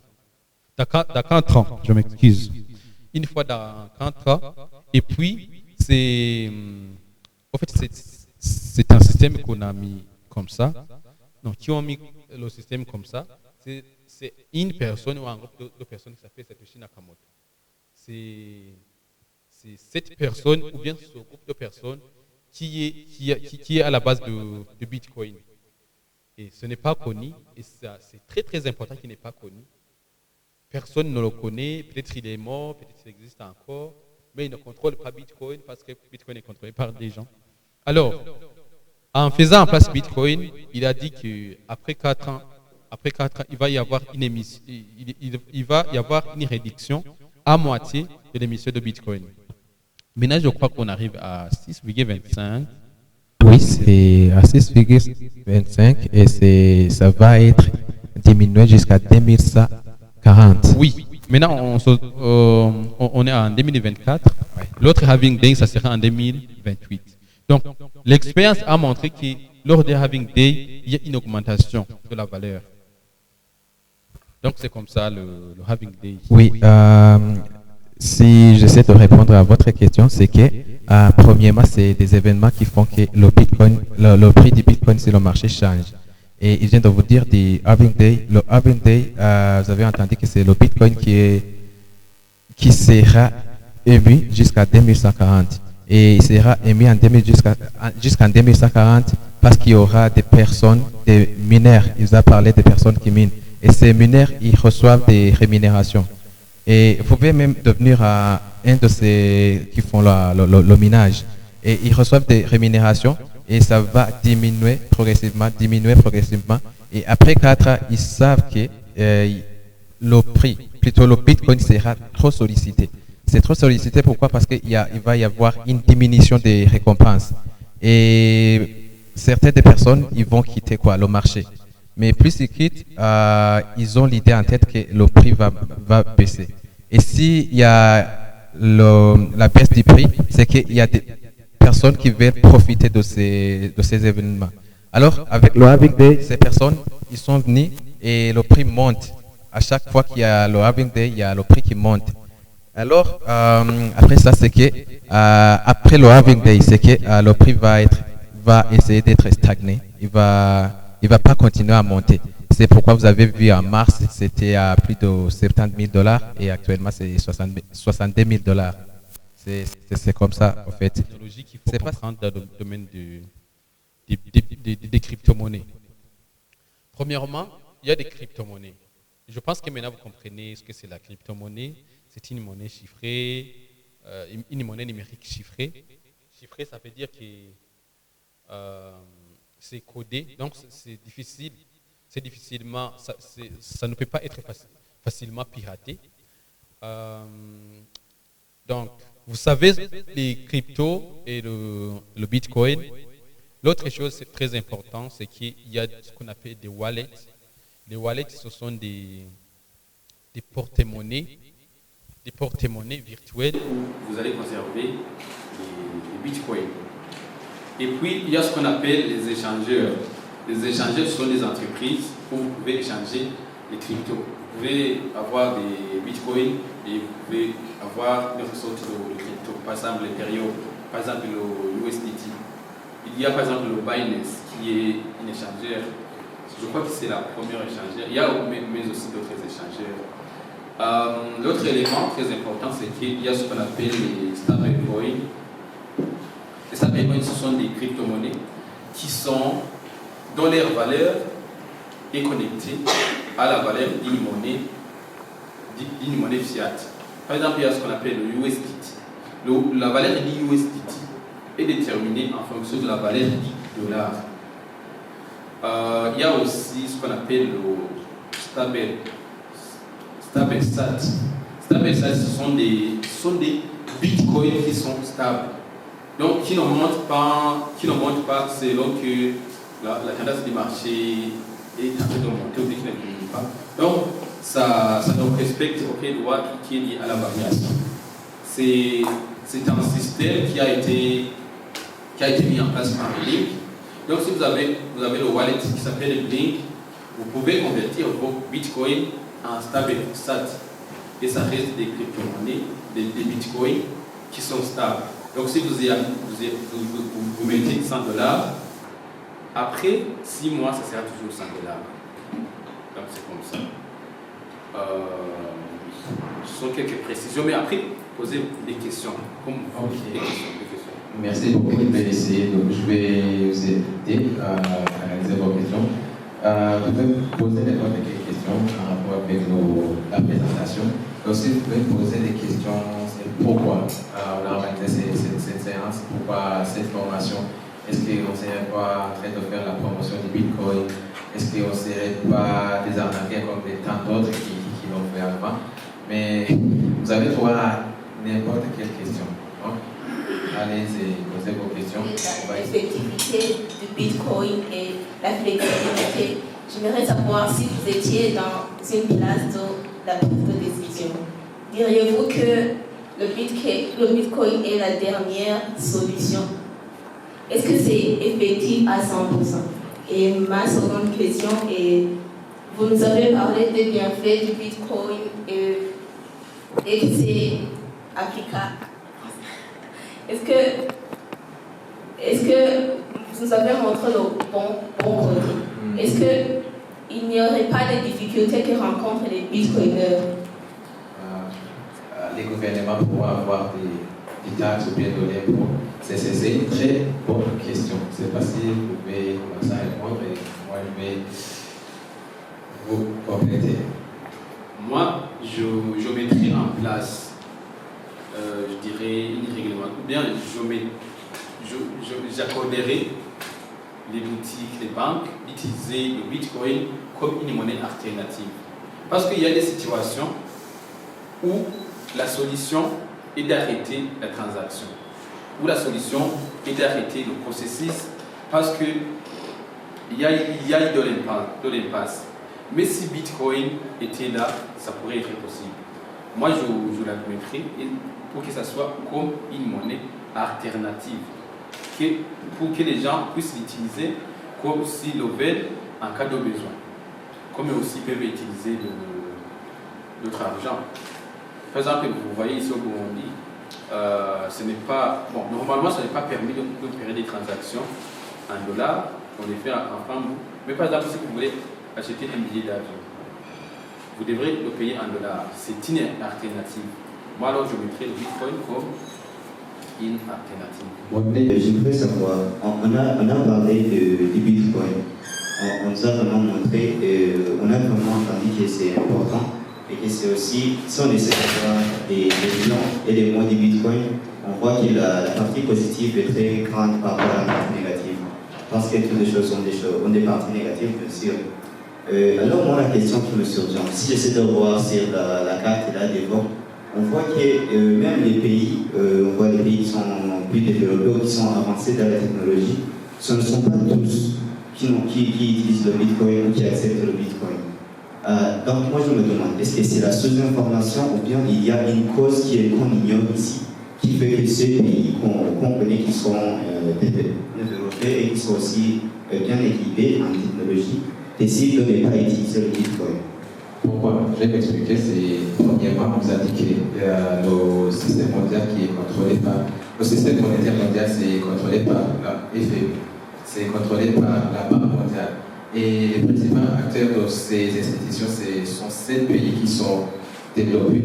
Alors, en adoptant le Bitcoin, ils pourront voir qu'ils ont du pouvoir. Alors, il n'y a personne qui peut choisir de perdre du pouvoir. Plutôt, ils veulent garder la prise sur le monde avec le système monétaire international qui a été mis en place par des institutions comme le Bretton Woods, parce que c'était dans la logique de contrôler le monde. C'est la fameuse expression qu'on devait expliquer, c'est quoi? Le colonialisme, c'est le néocolonialisme. Donc, ils veulent contrôler le monde et c'est déjà le cas, on est contrôlé. Il y a une autre partie qui se révolte et qui veut quoi?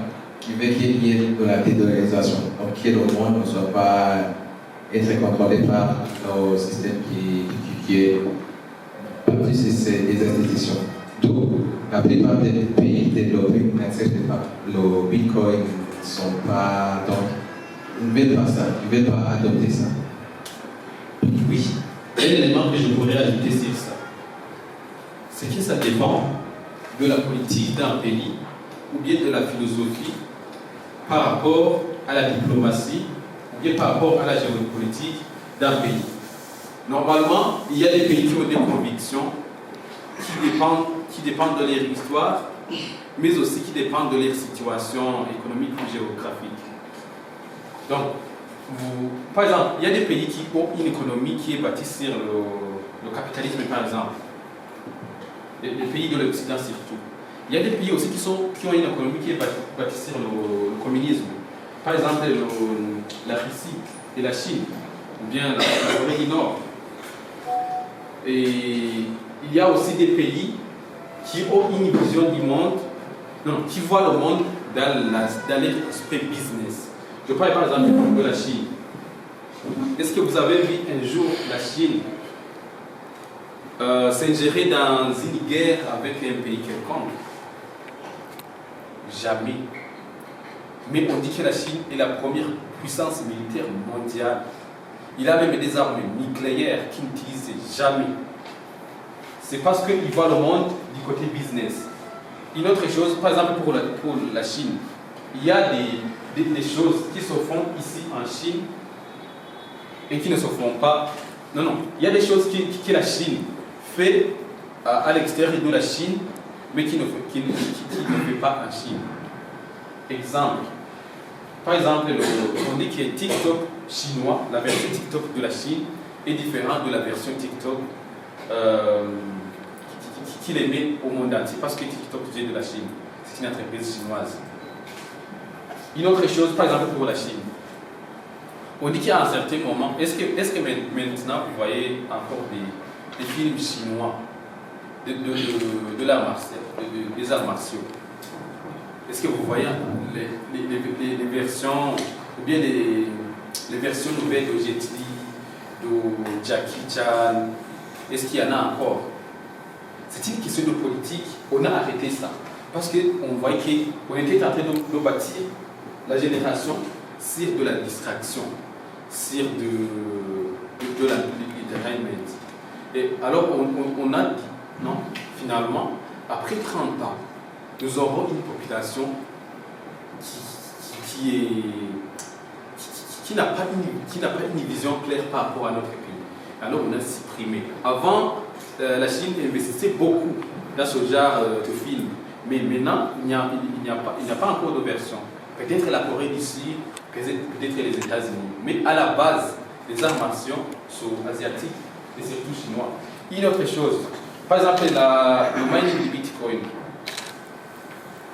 il n'est pas accepté en Chine. Mais la Chine fait le mining dans d'autres pays.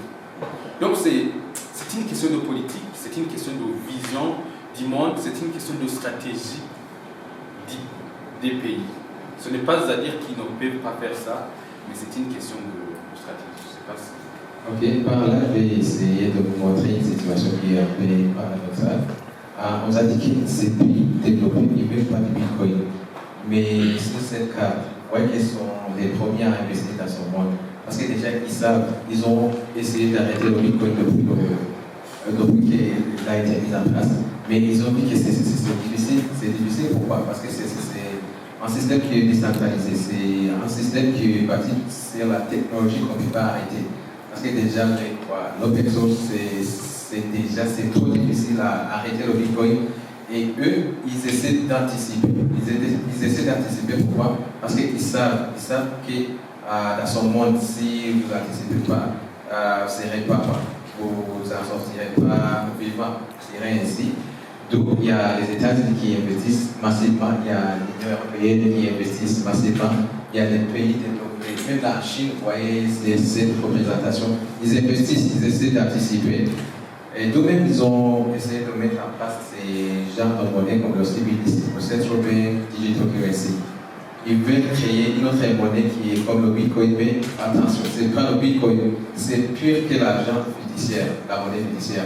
On va vous expliquer ça plus tard, mais j'ai vu entre-temps que Providence a notre inquiétude, on peut lui donner la chance de vous soulever.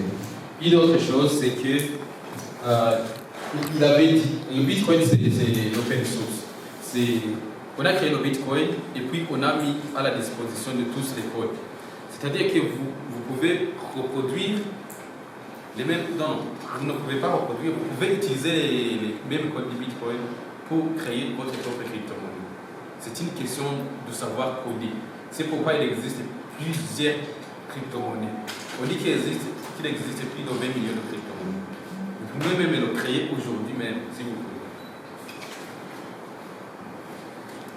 Ok, donc je voulais demander, puisque...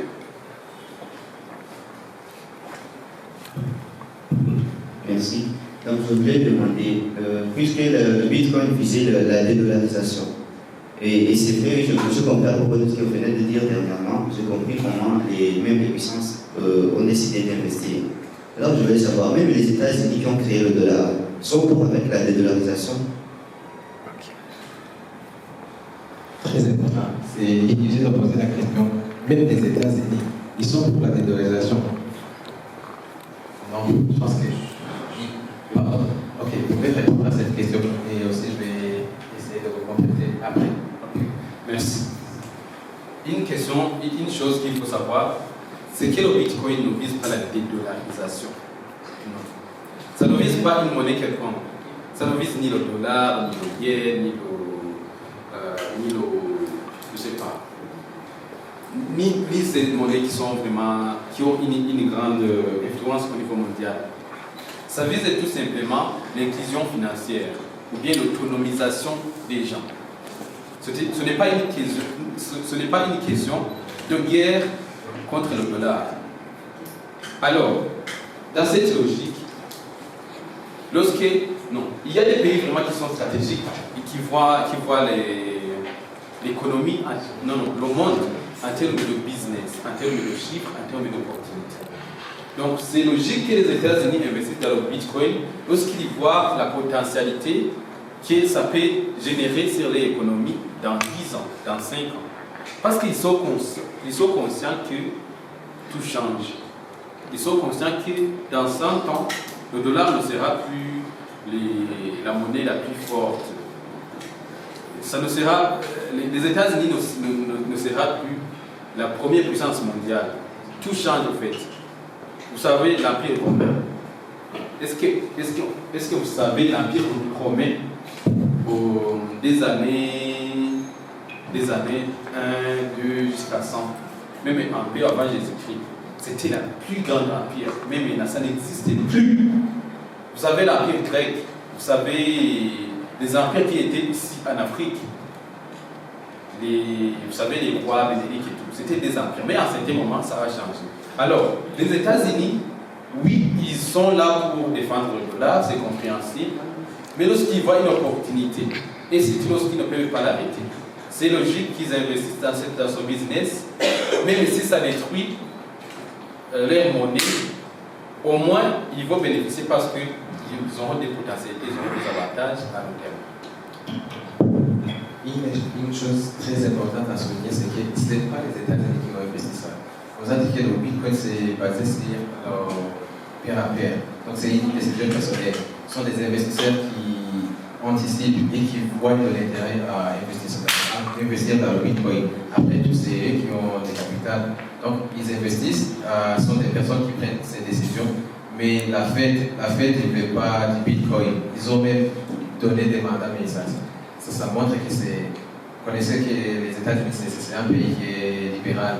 Il y a des personnes qui décident d'investir, on ne va pas les empêcher. Mais plutôt, ils essaient de mettre en place des lois qui contrecarrent ce monde Bitcoin. Donc, c'est pas les États-Unis, c'est des personnes qui essaient de contrôler. How about the money laundering? For example, terrorists, people who are paying for doing something bad, that we normally know that if you pay lots of money to someone, the bank report to the government, and the government know how to control the terrorists and weapons selling, something like that. How this will impact us, society and security, if we allow Bitcoin to work for everyone?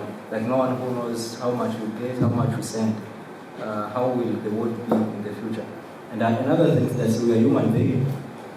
It's difficult to, you have said the bad impact of Bitcoin that if you forget a key or you write bad a key, you lose the money, right? So we are human beings. There is our mothers, there is a small trader who didn't go to school. So if they use Bitcoin in a daily business, how it will be? Like if they lose their money, like only because of small code in the key.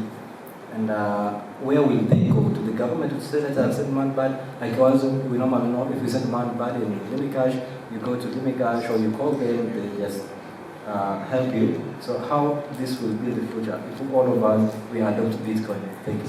Favorisé par du terrorisme. Terrorisme, pourquoi? Parce que il n'y a personne qui contrôle ça. Et c'est une décision que vous faites avec la personne que vous allez envoyer l'argent vers.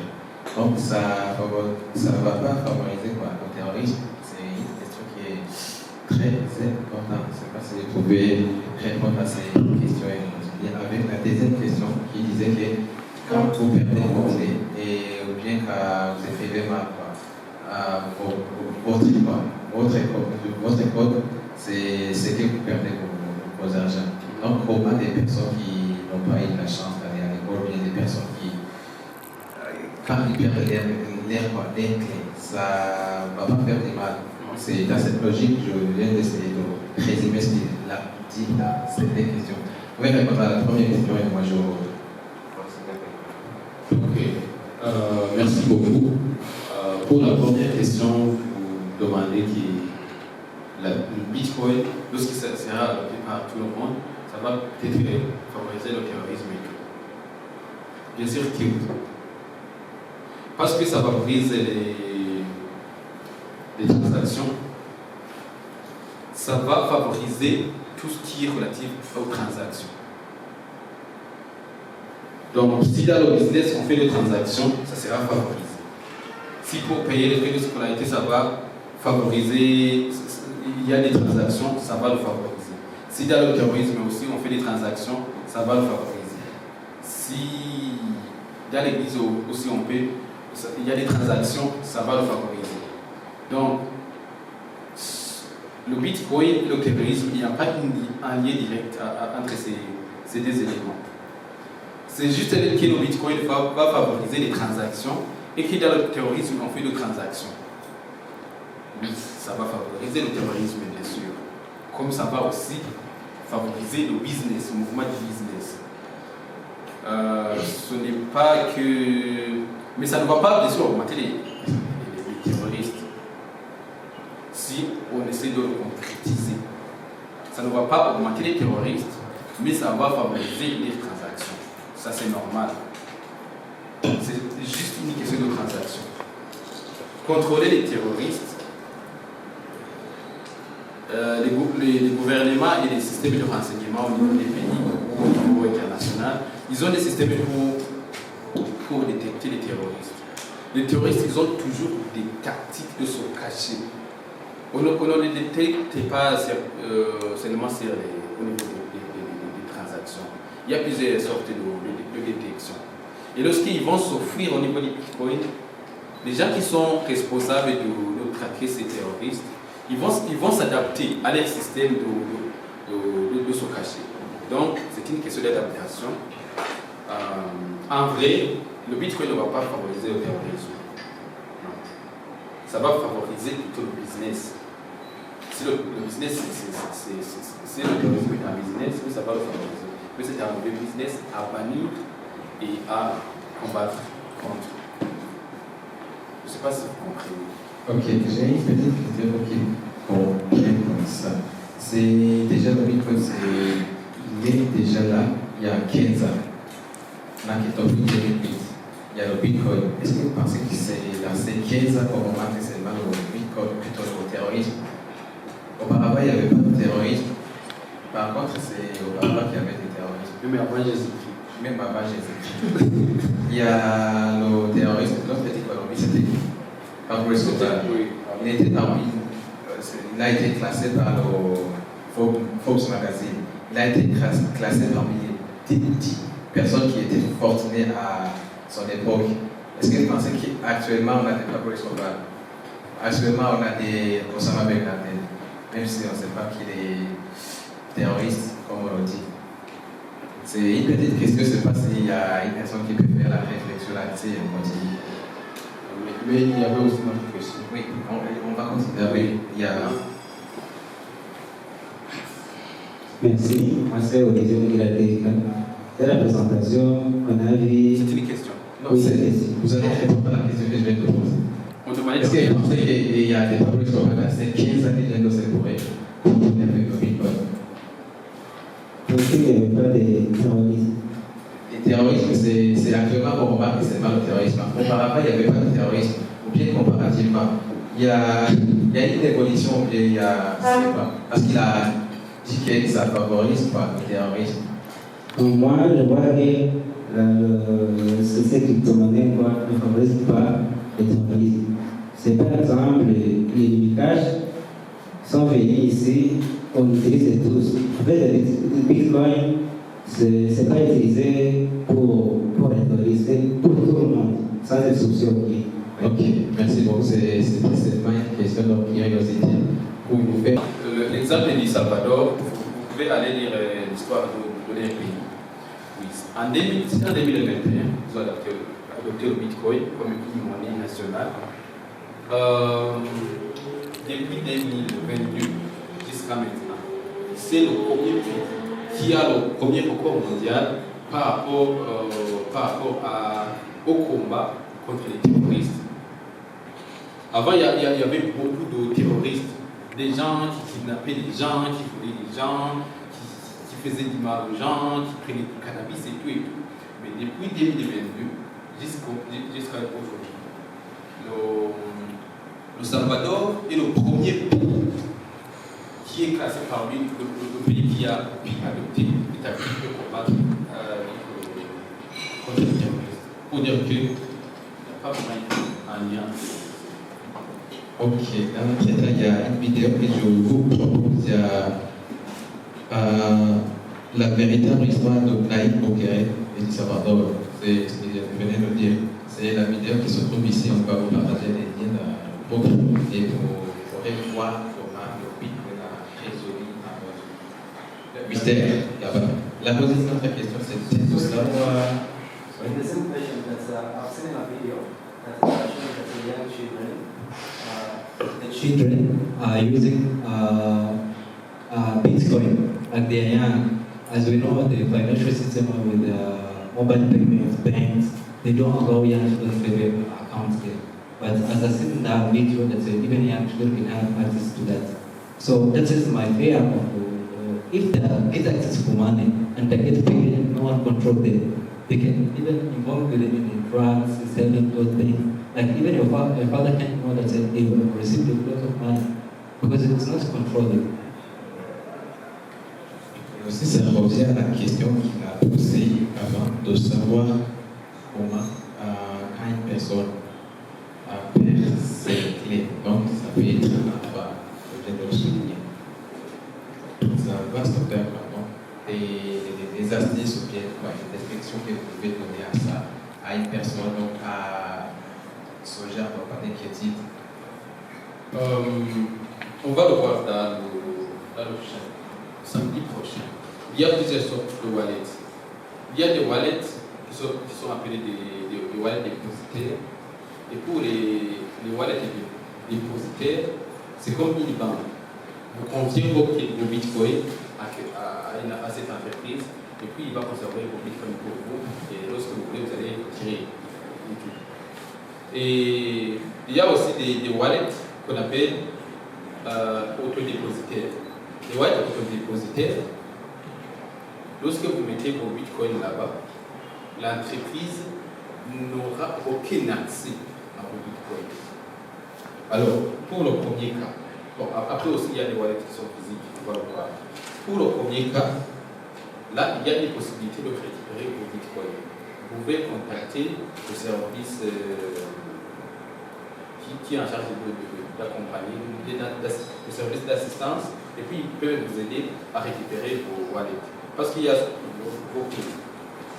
Et ce qui vous aide normalement à récupérer vos clés, ce sont les codes qu'on vous donne. Mais il y a une possibilité. Pour les wallets, où vous contrôlez à 100% vos bitcoins, là, il n'y a pas moyen